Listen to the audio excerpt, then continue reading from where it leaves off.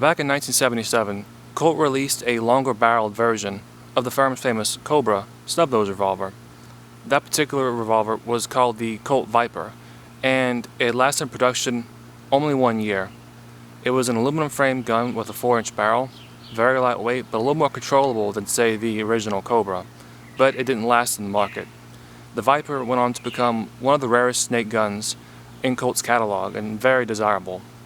Curiously, in 2024, the Viper is back, but this time as an all-steel .357 Magnum based on the Colt King Cobra frame. Let's have a look at it. Now, the new Colt Viper is modeled as a more carry-friendly version of the Colt King Cobra.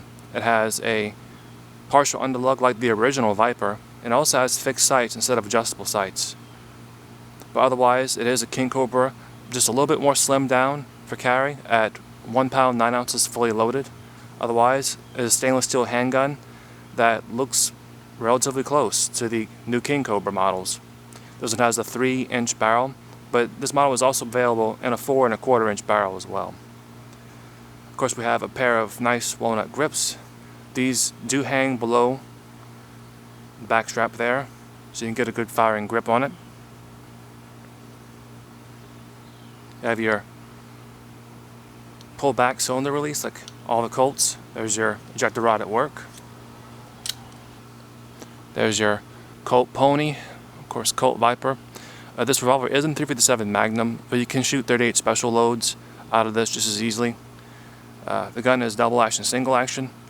You can cock the hammer for a lighter trigger pull. You can see the transfer bar safety at work. The single action trigger pull breaks at about 4.5 pounds and is very light. And it is a bit lighter than the Colt Python that I recently reviewed as well, which had basically identical double action and single action pulls between both modes of fire, but the single action pull is a bit lighter than the Python, but the double action is about the same, about 5.5 pounds, smooth, and it stacks heaviest at the break.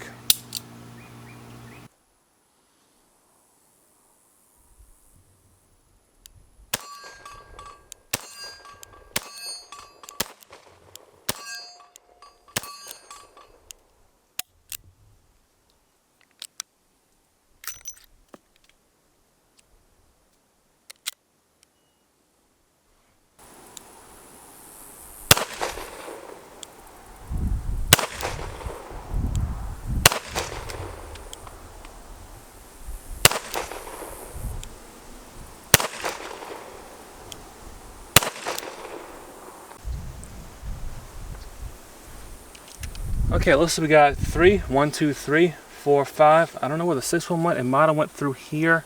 That's about as good as I can normally get with this pistol at this distance. Again, with the Colt trigger, but with the Smith & Wesson trigger, which I'm used to, the Colt is a little bit of a challenge for me to shoot.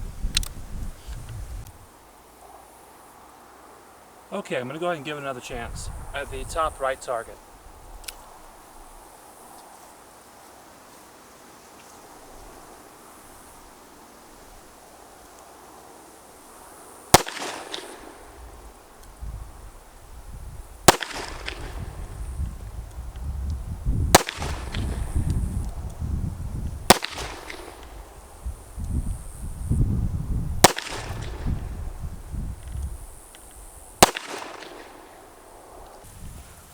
Alright, we're back to about 30 yards. We're going to try on some steel.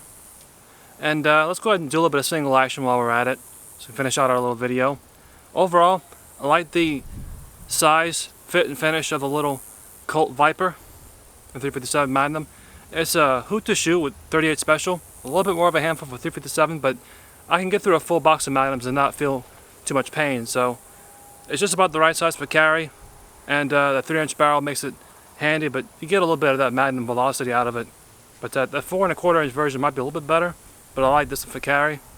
Anyway, let's go around it out. A little bit of single action first. See if I can hit that 8-inch plate.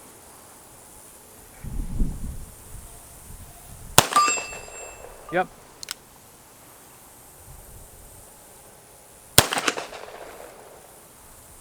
Nope. Let's go back to double action. A little low.